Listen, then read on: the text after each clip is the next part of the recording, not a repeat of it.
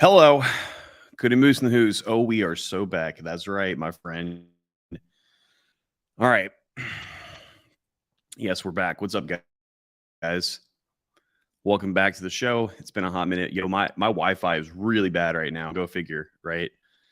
So I might be a little might be a little fuzzy, guys. Our jobs aren't though. All right, cool. Thanks for the segue, Cody. Guys, so I if you haven't noticed, I've taken another hiatus from streaming. And in that same time period where I kind of like wasn't streaming, I kind of like took my head out of the whole job market thing. And I noticed a lot of people in the group have been like avidly complaining about the current job market. And I thought to myself, well, it's been like what, like 4 months since I've been paying attention to the economy and the job market and all that. Surely it can't be that different than it was prior to, but come to find out, it might be a little different, guys. Might be a little different. What up, Wade? Good to see you, man. Good to see you. All right, so I'm going to try to focus mostly on jobs in the tech industry in this stream, but for all intents and purposes, I mean, we could just say like a majority of we'll call it white collar jobs. White collar jobs have kind of been like at a polar opposite standpoint to when they were, we could say maybe like around a year and a half. I mean, you could say 2 years ago, but like even up to like a year and a half ago, right? If you guys remember back when I was doing streams in Cody, what Cody, you tell me, if Cody, that back in like November, December, dude, even let's take even further. Let's go a little bit further than that. Back in like the summer of 2021, June, July, August, back in the summer of 2021, you could basically be like you could be a monkey. And as long as you could, I mean, you didn't have to speak English. As long as you could write some code, you can get a job. I'm gonna say that time frame. Now it's like the exact opposite. And not only could you get a job as a developer, I mean, you had to write code, right? Or you had to be able to be proficient enough to get past the first, second, and third part of the interview process, plus, minus for like a developer job, right? But you could get a good job with a good pay and a remote. Let's say you're like living in like bumfuck Alabama, and you were getting like, you know, New York software engineer level salary, like $100,000 a year, and it was pretty posh, right? You have arrived, Kyle. Thank you. Yes, guys, I said to the chat, if you guys don't come to the first stream in a long time, I'm gonna rope myself. What's up, Alex? What up, Stu? Guys, should I just rope myself on stream? No, I would never do that. Crisis King, brah. Never do that. All right, so real quick, I got a couple things I want to show you guys, but taking a step backwards to talking about the people in the group, I want to show you a couple things to you guys. So this is from when did Betty post this? July 16th. All right, guys, to go ahead and take a look at the screen right here. If I can share it. There we go. All right. So here's some screenshots from some people in our group from 2 weeks ago of job applications, or rather job postings, and the amount of people that applied to them on, I think this is LinkedIn. It looks like LinkedIn, right? LinkedIn? Yes. Okay. Yeah, Betty, currently applying is basically like you feel like a clown currently. And dude, rightfully so with a lot of this stuff. All right, so guys, I have never seen this type of fucking insanity before in my entire career. Okay, so a full stack software engineer position from Renaissance, Wisconsin. I don't even know what the hell Renaissance is. I know a bank called Renaissance, but that surely is not that same company because it's a different logo. All right, full stack software engineer, 100 to 115K full time. Now this salary right here, this salary it's not anything like egregious. Okay, like 100 to 115K. I mean, it's not bad. I mean, some places this could be considered entry level salary, right? But it's also not like, so it's not amazing, right? It's not amazing is my point. And within 1 week's time of this job being posted, they have 1,025. They had 1,025 applicants apply to it.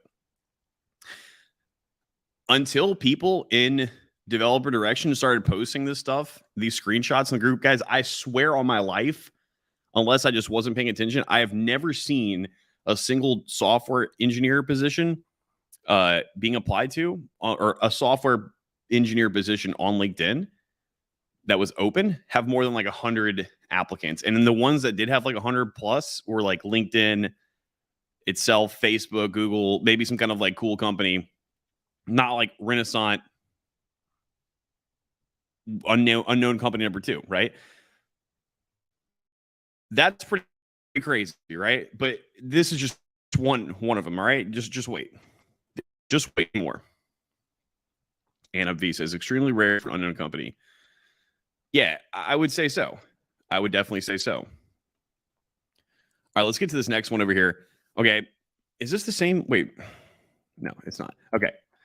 Okay, so I told you guys it gets worse, right?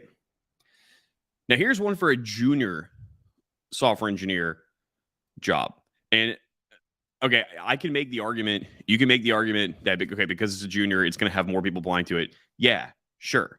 But Trade Cafe, has anybody here heard of Trade Cafe? Trade Cafe execs, no offense, like if you somehow happen to stumble upon the stream, I have no idea who the fuck you guys are, all right? Never heard of you guys before. But in just 5 days' time, these people had 3,421 applicants to this position.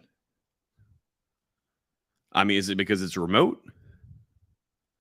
It's a small company. It looks like it has anywhere between, it says 51 to 200 employees. About the job, let's see this in the job description that would make that many people want to start applying to this job. About the job, we're looking for an enthusiastic junior software developer to join our experienced software development team. You'll report directly to development manager and assist with all the functions of software coding and design. Your primary focus will be to learn the code base, gather user data, and respond to requests from senior developers. That's right, bitch. That's right, bitches.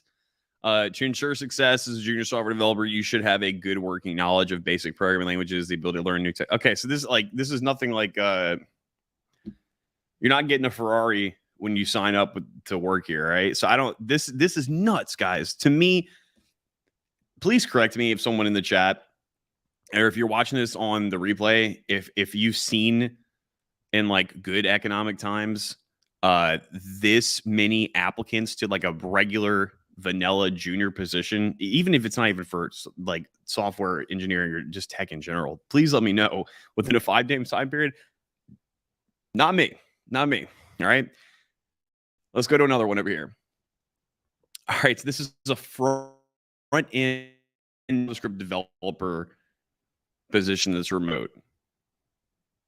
In 5 days' time, 1,384 applicants from VC Lab, Palo Alto, California. Again, another company I've never even heard of before. It doesn't say anything. Front-end job developer, 3+ years experience. I mean, no offense, but if you have 3+ years experience, you shouldn't be working at a job that has a title called front-end developer. I think you deserve a lot more credibility than that with 3 years of experience, but whatever. You guys get my point. That's absurd, right? Now, I got to say, by far, this one is the most absurd, right? With 3,421 applicants, right? And I forgot to mention this. I lost myself for a second. So you could say, okay, it's a junior job application. It's a junior job position. Lots of people, fresh college graduates and people, fresh out of learning, whatever they were doing, boot camp, self-taught, et cetera, et cetera. You could say that they're just the junior is going to be a little bit more desperate to get a job when the job market is tight. That is true, right? That is true. I'll give you that. But guys, not even like when I graduated around in the mid 20 teens, the economy wasn't that great either. And I could guarantee you guys, like, there wasn't this many people applying to a specific job, just one specific job alone. All right, that's just personal experience. You can disagree if you want. I'm going to tell you you're wrong, but whatever. Another one. All right, so okay, and so this only has 167 applicants when the screenshot was taken. Right now, let me tell you, based off the other three we looked at so far, this is it doesn't seem that bad. But I already told you guys at the beginning of the stream, back when times were normal, if I saw a job posting that already had 167 applicants to it, it's over. It's over. Like, and that's pessimistic thinking, right? Now, if you were going to be grandiose like myself and you have a good background, a solid resume, maybe you have like a good security clearance, you have a lot that's going to set you above the rest. I would, if I really wanted this job, I would still apply to it and be like, of course they're going to probably at least like look at me, right? But like, probably not. If I'm being realistic, probably not. You probably won't even get past. Like, you guys got to think about, they have to filter through all these people. They won't even consider getting to people that are just going to be on the lower end of the spectrum of experience, right? But it's not just the fact that it's so to me, to take a step backwards, to me, 167 now, that's a lot in normal times. Now, I know after the other screenshots, this doesn't look like a lot being compared to. Okay, I think we're good. All right, but in normal times, this would be a lot. And even more so when you consider the fact that it said this job was posted 10 hours ago. So within 10 fucking hours, guys, 167 applicants for a junior developer position. Again, Talentify.io, another no-namer company. I mean, I've never seen this before. Another one, Home Depot, software engineer 2, level 2 position, remote. Within one day, it almost has 1,100 applicants to it, right? That's a lot, guys. That's a lot. How many more of these we have? All right. So a full stack no name. So this is an on-site location, 37 within 11 hours. So this is still kind of back in the day when things were good. I would say that 37 applicants in the first 11 hours is already going to be a little bit slightly higher than normal. But I think the reason why this one has a little bit less is because it's got that on-site. It's not going to be remote. So yeah, I don't think people are into that as much. And that is picture of my dog. Anyway, guys. So the point is, something ain't right here. Something ain't right. But he says, I was applying a year ago and the numbers did not look like that. Yeah, definitely not. And if he has a question, is ChatGPT applying to these jobs too? I don't know. You could probably write a script to hit ChatGPT's API and get it to apply and fill in answers for you. If you could do it, somebody's probably doing it. Cody Moosen, who says, considering IT was the new hotness over the last few years, there's probably way more developers on the market now. I just thought about that. Yeah.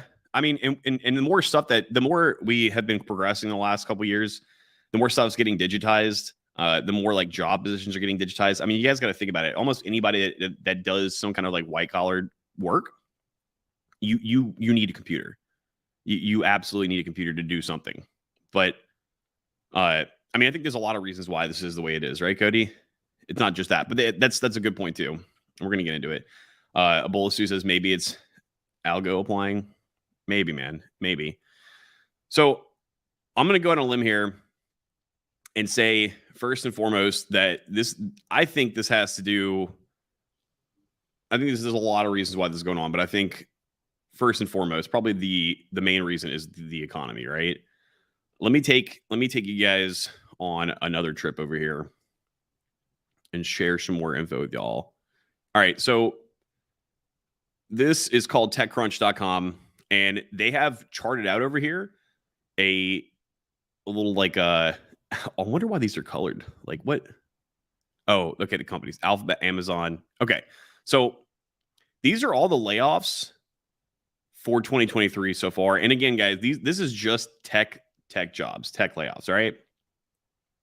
I didn't know Alphabet laid off more people in January 2023. Or did I know that, guys? Did we talk about that? We probably did, but I probably forgot. Okay. All right. So 84,714 in January. A lot of that was Amazon, Alphabet, Microsoft. Microsoft laid people off. Oh, yeah, that's right. That's right. When they bought ChatGPT.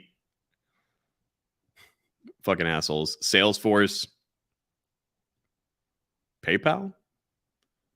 2000? I didn't know that. Dude, good. Man, fuck PayPal. I'm just kidding. Hey, I'm just kidding. PayPal just payment processing service. I would never say such egregious things about PayPal. Coinbase, 950. So Coinbase still laid off 950 more people in January 2023. Bro, get it together. Brian Armstrong, what are you doing, son? What you doing, son? NetApp, never heard of them. Arrival, and what is this with the Go Mechanic? 700. Fandom, never heard of it. 500. Direct TV. Get the fuck out of here with this boomer shit. Direct TV, dude. Who guys? Can I get a 1 in the chat if you actually pay for like cable TV right now? I won't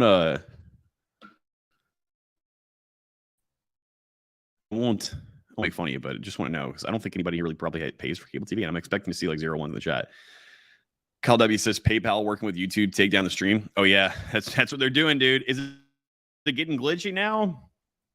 They're coming after me, man. They're coming after me.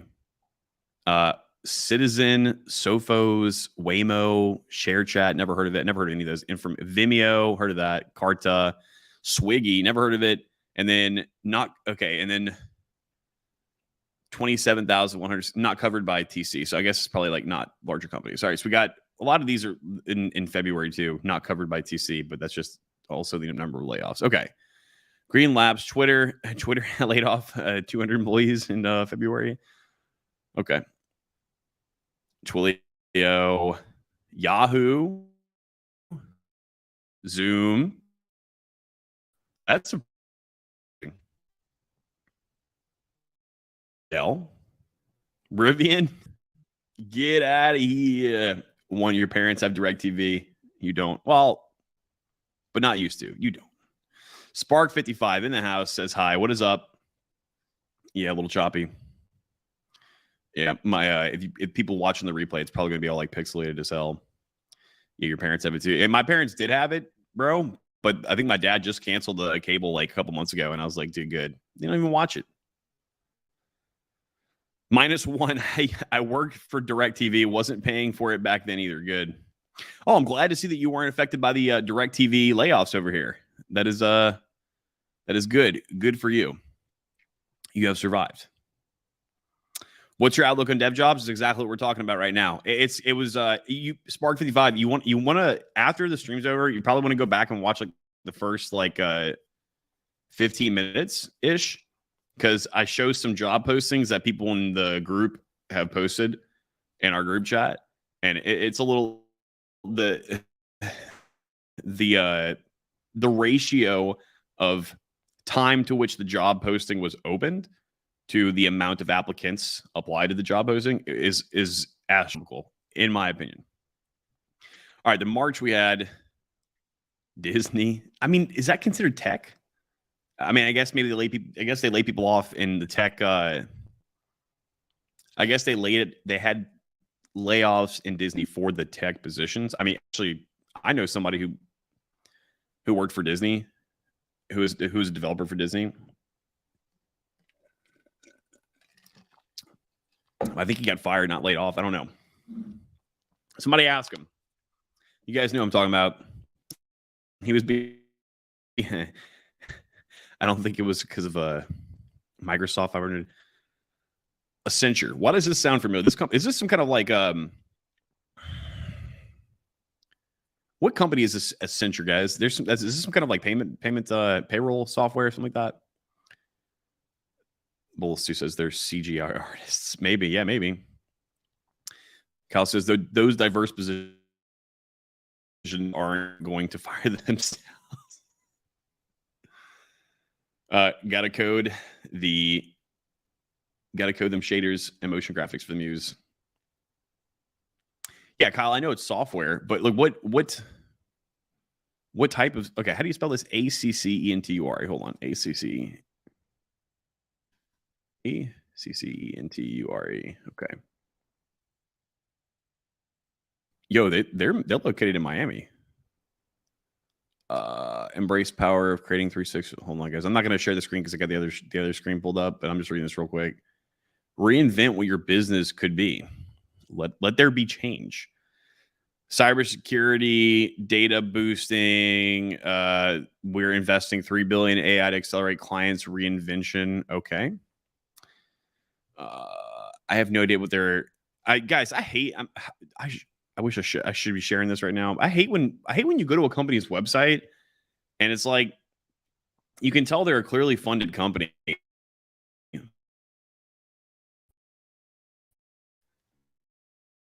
You know what? Fuck it. Here. I really hate when you go to like a company's website and it's very like it's very undescriptive as to what service is being provided. So reinvent what your business could be. Okay. Are they saying that they can reinvent the service they provide is going to be a reinvention of a rebranding per se?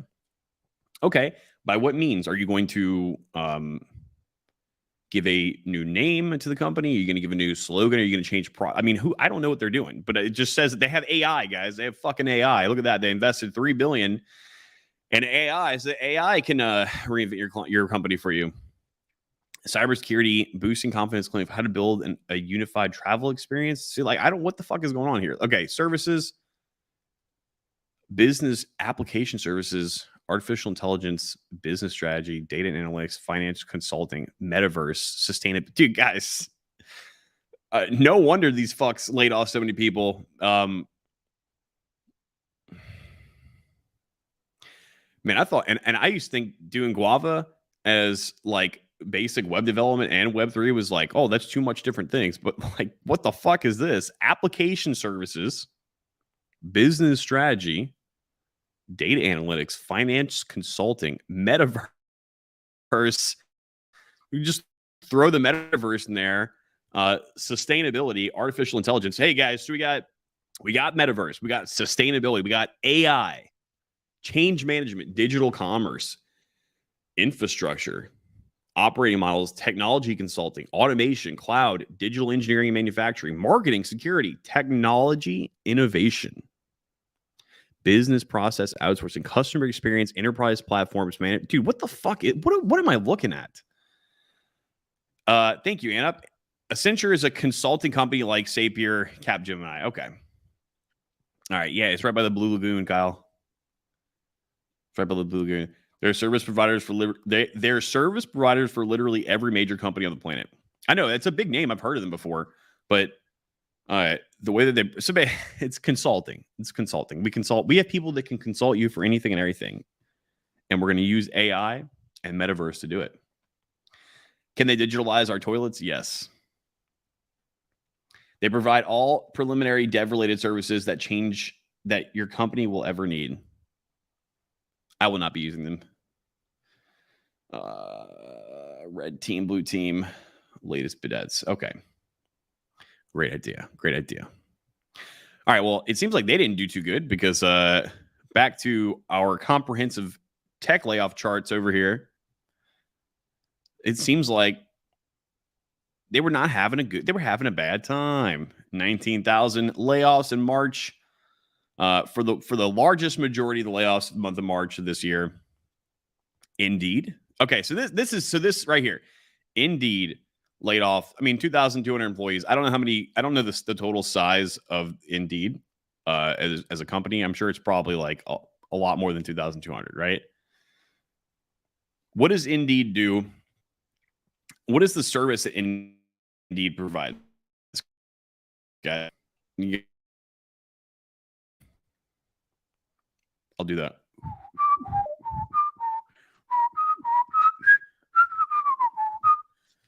All right. Did they use Indeed to find a new job? Good question, because that's the service that Indeed provides, right? Indeed is a web application or a website that you, as a person who needs to get a job and or a company that needs to source somebody for a job, you want to post a job opening, they use this website to do so. And so I'm willing to think, I don't know exactly how they make money, right? Like I don't know where the I don't know where in the process that Indeed actually goes to get the money. Maybe it's when maybe if you have a company and you have maybe they have a subscription model that allows companies to post job postings on there frequently or something. But if their service isn't being used as much, then they're going to have less money, which means that they're going to have to lay people off, right? And what is their service? Finding people jobs and or filling jobs for company. So that should say something right there. And I know that's not the largest chunk, but it's still, I mean, 2,200 in the month of March. That was what we're almost August tomorrow, right? It's March, April, May, June, July, August. 5 months ago, the job market has taken enough of a hit to where it's getting Indeed to have to lay people off, right? I think that speaks volumes. Alt Assassin, SiriusXM, Klaviyo, Live Space, Twitch, get good, fuck out of here, Twitch. Alzero, and what are the rest of this? Cerebral, ThoughtWorks. All right, let's go to April. Amazon for the win of the largest number of layoffs, 9,000 in April. What else we got? Not covered. Dropbox, Rapid, Lyft, and Redfin. Sorry, Redfin. May, not covered. Meta, 6,000 by Meta. JoyMart, LinkedIn. Okay, here's another one. I mean, this is not a whole lot. 716, but still, to say something. Neuro, Shopify, and then June, Care, Plex. I mean, these are all smaller ones. Oplex Group, Grab, whatever. Obviously, we don't have the data for July yet, right? But they do have some news for July. They just don't have the graph for you yet. So let's see what they say about July. So on July 19th, Dunzo announced that it's postponing employee salaries for a month and plans a new wave of wait, how can you postpone salaries for a month? And plans a new wave of layoffs as soon as July 20. Dunzo executives inform employees they will be cutting likely jobs and what will be its third layoff this year. Cameo, it will lay off 80 workers. Skill Lynch, 200. Whoa. If you guys heard that thunder, I wonder if you guys did hear that. If you guys heard the thunder, let me know. Crunchbase, Microsoft is going to be, these layoffs are in addition to the 1,000 layoffs announced January. Okay, they didn't give a number, but they said they're laying off more. ClickUp. Wait, so that's July. Okay. All right. So this is another thing to think about, guys. The beatings will stop when the morale improves. Yeah, probably. Too choppy for us to hear. Good. Not good that it's choppy, but I'm glad you guys didn't hear that because that was terrifying thunder. Terrifying thunder. Okay. So, Bull Stew, I'm glad that you're in here now because I wanted to show you guys a video of another reason why I think currently the job market is a little tipsy-turny. And this is going to be more so. Now, we already covered the economy. We covered in the beginning that we gave some proof that there are some like engineering positions that seem to be a little over applied to. And there's another reason that isn't so economic related that I think you guys might find a little interesting. So there's a channel out there, guys. And the channel is called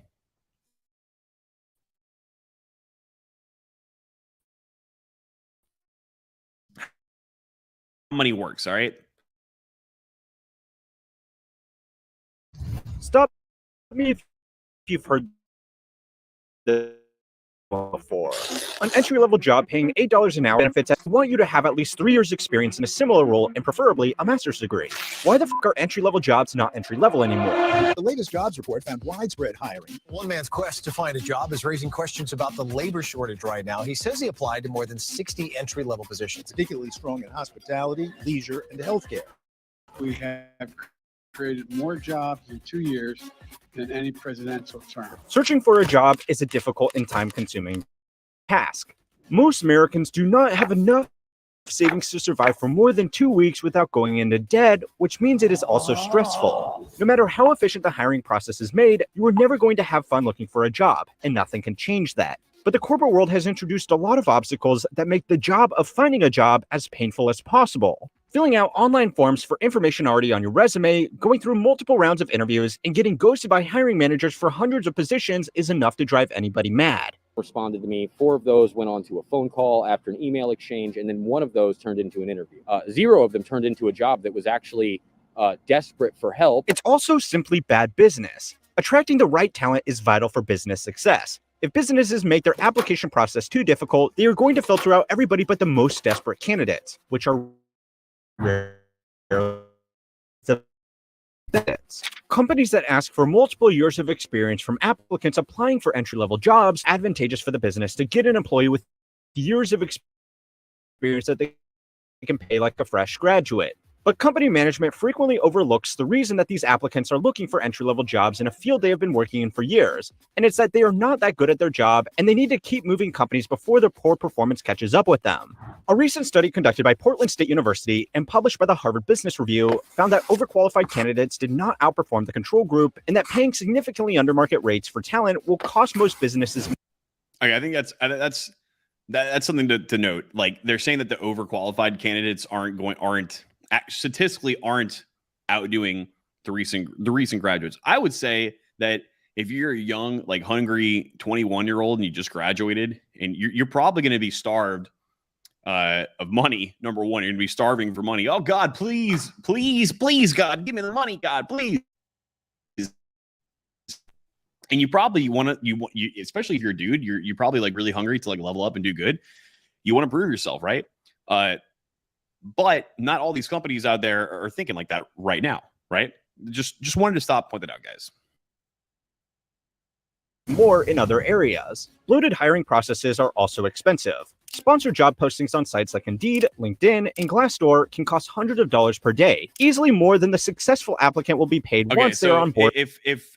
So they did say posting jobs on like Indeed can cost $100 a day. So that answers the question that I was asking earlier. I don't know what the business model for like companies like Indeed is, but apparently, yeah, if you want to post a job there, you're gonna have to pay money for it. Makes sense. And working. Multiple rounds of interviews also take paid hours from HR, hiring managers, and third-party recruiters. Recruiters work on a commission basis for successfully placed candidates. But if a company makes candidates go through multiple rounds of interviews, the recruiters can ask for a higher fee, or they will be incentivized to send their best recruits to companies that have a simple hiring process so they can get paid quickly and reliably. It's bad business, and good company managers know it. But there are 3 reasons why they still do it anyway. The first reason is that it's become too easy to apply for a job. Indeed has 60 million monthly users, and LinkedIn has over 200 million. Online job boards make it easy for applicants to apply for hundreds of jobs every day based on convenient filters that let them search results by industry, seniority, experience, and salary range. Companies can get several thousand applications for a single position, because the optimal job search strategy has become spamming your resume into as many positions that vaguely fit the description of the job you are looking for. Yeah. Companies have Truth. to adapt to this by having landing pages where users can fill in their details into the company's own database by manually completing an online form. These forms typically ask for information that should be included on any good resume, but it enters it in a way that can be read by a computer instead of being read by a hiring manager, saving them the time of manually going through thousands of applications by hand to find the attributes they are looking for in a candidate. The backend of these forms will enable the hiring manager to search through the candidates by a similar set of filters that the candidates themselves use to find the job posting, evening the arms race between the volume of applications and the people that check those applications. You're quantifying human behavior, human expressions, human voices, turning that into data. We're now using artificial intelligence to help companies find the very best talent. Some companies have started using application tracking systems, or ATS, which use AI to scrape resumes for keywords to populate databases that can be filtered in the same way without requiring candidates to fill in a data entry form themselves. And most likely you were being analyzed by an algorithm. How does that make you feel? I feel like that would blindside me entirely. This practice has become so common that there are now AI tools like Zeti, JobScan, and Rezi that check resumes against job posts and make sure that they are appealing to the AI system that check resumes before the hiring manager does. So, an AI will write a resume to satisfy another AI to stand out against thousands of other applications also written and checked by AI. Applying for a job has become easier than when you had to search the classifieds and call companies one at a time. But this means people can apply for more jobs. More applications means that the acceptance rate at each job is much lower. And the best way to deal with this low acceptance rate is to apply for more jobs, which means that applying for a job has become harder all over again. Okay, I will say that's a valiant point, right? So like, think about it like this, guys. Like, if what's something that everybody really wants? I don't know. I'm not everybody. Look, I'll just say what is something I really want? Something I'd love to have. 2023 F50 Raptor R. Right? So little of them that the people that are selling them are actually selling them for like almost close to $200,000, right? It's a supply and demand thing. If people have more access to something, the supply is going to start to dwindle, especially there's not, means to create more of the supply out of thin air, right? If more people have access to these jobs or to applying these jobs, that means you're going to have more competition. But with all that said, though, like the amount of like Chat GPT in the last year didn't miraculously give people the ability to apply to like quintuple gazillion times more jobs, right? This was already a case like 2 years ago. So again, back when I was saying like in the summer of 2021, there really wasn't this wasn't the same problem. Yes, they did have lots of more applicants to these open jobs, but it was still easier for people to get a job because there was more job openings, period. Again, nobody is to blame for this new paradigm. I love making fun of dumb corporations on this channel, but in this case, they are just reacting to new technology that has made finding applicants easy. The competitive meta of job searching has shifted from a firm to get past increasingly difficult spam filters. But that's just one reason, and there are plenty of things that companies are doing which are just dumb. So it's time to learn how money works to find out why entry-level jobs all of a sudden require 3 years experience and how you can take advantage of this benefit for your own career. This week's lesson was sponsored by Brilliant. Give us a lesson. Competing for a job in today's environment may be harder than ever before, but if there's one thing that will set you apart from the others, it's what you know. Most employers want to see that you understand data analysis and have the ability to quickly interpret data and transpose it in ways that tell different stories.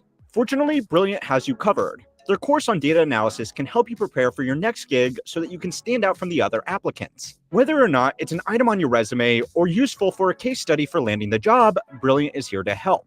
Brilliant's approach promotes interactive learning, and they make it fun and easy. All right. It doesn't feel like a Better dreadful school assignment. It feels like a game. 20% off Brilliant's annual principle to apply for jobs is because they want to cover their ass. There are lots of reasons why a hiring manager might want to pick one job applicant over another, but not all of them are legal. And even if they don't violate any equal opportunity laws, some might be a bad look for the company. By listing lots of unreasonable job requirements, the company increases the likelihood that no applicant will tick every box, which means they can hire whomever they want and cover themselves by saying all of the other candidates were missing one or more of the role's prerequisites. It's rare that companies get much pushback over rejecting an external candidate. Most people have just become accustomed to never hearing back from a majority of jobs they apply for. If you have ever applied for a job recently, you will know that no response is the new rejection letter. It used to be companies had enough common courtesy in them to give you even an automated rejection response. Now no response is just ghosting. Like the false dude, guys, people in society have just become so scummy in general, but apparently it's trickled up, or you could say trickled down to the companies too. But this is an interesting take. So they're saying that currently it's more advantageous for companies to do internal hiring than external hiring. I'm not sure the financial benefit behind that, but let's see what let's see if they tell us one. First time. If companies do respond, they try to keep it as generic as possible so that they do not expose themselves to any potential unfair hiring practice lawsuits, which makes the long list of job requirements redundant. Where these do help companies, though, is in rejecting internal hires. According to a study by Cornell University, internal hires outperformed outside hires, but only because they are more familiar with the business from day one, requiring less training to get into a new role. And okay, that would make some sense, right? Because they were more likely to stay in a job longer than the outside hire. A similar study by McKinsey Consulting found that a strong culture of internal promotions helped with staff retention and encouraged staff to work harder to qualify because they could see it paying off for them. The pandemic, a lot of companies are not flush financially, so they can't afford to hire a new person. Internal promotions are effective, anymore, at least. but they are also more difficult than outside hires. If you get promoted or moved around within your company, then someone else needs to be hired to fill your role. And if someone gets promoted to fill your role, then What? Instead of just one, Damn. which is Okay. difficult in that people hired internally also don't have periods. So if they do underperform new role, they are harder to let go. Internal hires make external hire easier and at less risk. If a company has no strong internal candidates for a new role, but it loses the benefits that come from promoting people from within, then the most effective strategy for them is to increase the job requirements so they can tell their existing staff that, unfortunately, they don't qualify based on the job's criteria. I know I say it a lot, but this is another reason why the best thing you can do in your career in your early years is to consistently apply for new jobs that are better than the one you currently have. I can agree with that. Workers that change their jobs every 2 years earn on average 50% more than their colleagues who show loyalty to a company. Sticking around might get you a promotion, but there's no way to know how long it will take for other people to move out of their positions. Having experience at different companies is also more valuable to new employers than long-term tenure at a single employer. When employers ask for 3 years experience, they are often satisfied with candidates that talk about dealing with similar challenges in different industries. So you should apply anyway and just have some kind of experience to talk about, even if doing the same job or even a job. But and that's the third reason why employers make job requirements that are so out of touch with offering. They want to see how I can deal with the challenge. There is an old saying in business that even if you are in sales, not have jobs are still important in every job. Dealing with difficult customers, difficult coworkers, being able to present a strong argument, or simply showing empathy for a client's needs are all skills that could be demonstrated by an applicant when they are questioned about a shortcoming of their qualifications against the job requirements. If you're in a job interview and can provide a strong response to a question like this that eases the interviewer's concerns without disregarding them, you will probably end up doing better than someone who didn't even have that experience gap. If you can deal with an interviewer's concerns, then you have clearly demonstrated that you can deal with the other challenges as they are presented to you, a skill that is worth more than anything you can write down on a resume. And that's the fourth reason. Some managers do know what makes a good hire, but most don't. People are promoted into management positions based off having experience in a subordinate role. Managers are therefore naturally inclined to believe that when it comes to hiring someone, more experience is more better. It's a reasonable assumption that someone that has practice in a role should be better than someone with no practice. In fact, I said it at the beginning of this video, and you probably just accepted it. But corporate roles in non-technical fields change so rapidly today that the benefit is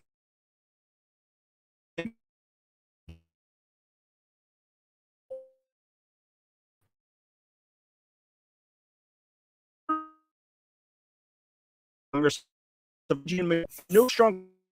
Don't read journal articles about statistical correlations between hiring parameters and job performance go off their own experience, which is the value of experience. They do the same for other job requirements because the safest move for them is to find a candidate that ticks the most boxes. Experience can help a business, but so can new ideas. And neither is more valuable than the other. In fact, if it wasn't for an enthusiastically inexperienced employee, Nintendo might still be a taxi company and proprietor of a love hotel.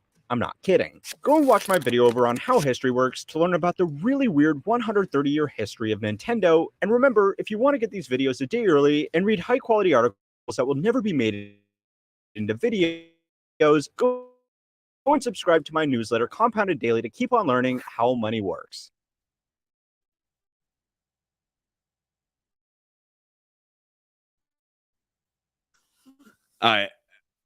the barrier to entry for entry level positions is getting higher, apparently. But I don't think that's the sole reason right now for what's going on. I mean, I do still stick to everything else that we talked about in the beginning of the stream, and guys, personally, I think the economy is just like it's just where it is right now. Okay, it's just a fact. You got two options. I mean, you can just keep trucking, or you can, I don't know, go outside and dig a grave and go lay in it, right? Brilliant is good, but exception, damn. What do you guys think? I mean, am I wrong in my assertion that I'm saying that I think the economy is the primary reason for all this right now? Because like to me, from like a high level view, if you go back a year and a half, 2 years, whatever, the biggest difference I see in people getting accepted into these jobs and the easeability to get into like an entry level job is the fact that the economy is in a worse position. That's the big. I mean, we got a war going on, right? But what is that? What all else does that war entail? It entails effects on the economy, right? Unless you work in the defense industry, then the economy you might not. You might be in a different situation, right? But that's a small, minute segment of the economy. Cody said, this is just shaking out all the soft people, to be honest. Yeah. Natural evolution to things. It's gonna get back to normal, guys. I suspect that right before the election time, the economy is gonna get a little bit of a turn upwards. It'll probably be temporarily, but yes, yeah, good point. Spark 55 says, I mean, let's just ignore all the money printing. I mean, we've been talking about that on this channel since the channel started, right? I'm going to go with that being the main reason, Good grief. All right, guys. That's it. It is what it is. And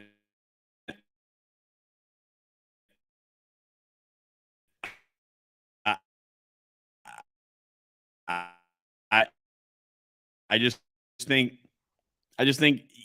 I will say, if you are in a position there, for you, as it would be for like an entry level. But I mean, I got people who I know who are Zoomers, and they're talking about their like Zoomer comrades, like just graduating college, and they're just it's like they feel hopeless, and that's really sad to think about. But I think as the next year or two come around, it'll probably loosen up a little bit and at least start to get closer to like some kind of normal or a baseline. No excuses though. Christ is king, bros. Just do the fucking work. Quit complaining. Quit your bitching. And if you, let's say you want to be an engineer or developer, you should still be spending time learning and developing stuff and getting your skill set up. I mean, even if you're just trying to build something for yourself at this point, and then sitting there, sitting in a loop and doing nothing. Stu says, I think it's a combination of how people apply to jobs and the economy. Yeah. I mean, all these the 100%, the main driver, and it's definitely exacerbating everything else that's causing all this bullshit, right? We also got like the remote versus non-remote argument that we didn't even talk about. But I didn't even talk about in the stream because I think it's pointless. But anyway, guys, I'm actually going to start streaming again regularly. I'm probably going to be back here tomorrow. I'm also thinking about doing like a rebrand for the channel again. And by rebrand, I really just mean changing my name again.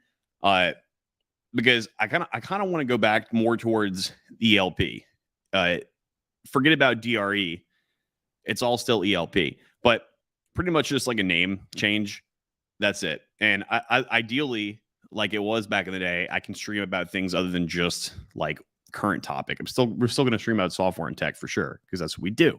But I don't know.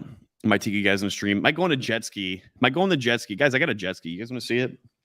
Might go for a ride on the jet ski and bring you guys on the stream or something like that. You guys want to see my sea poo? There she is. I haven't named her yet. It's a great time for networking more. Yeah, I would agree. 100 agree. Speaking of networking, developerdirection.com. I'm out, guys. See ya.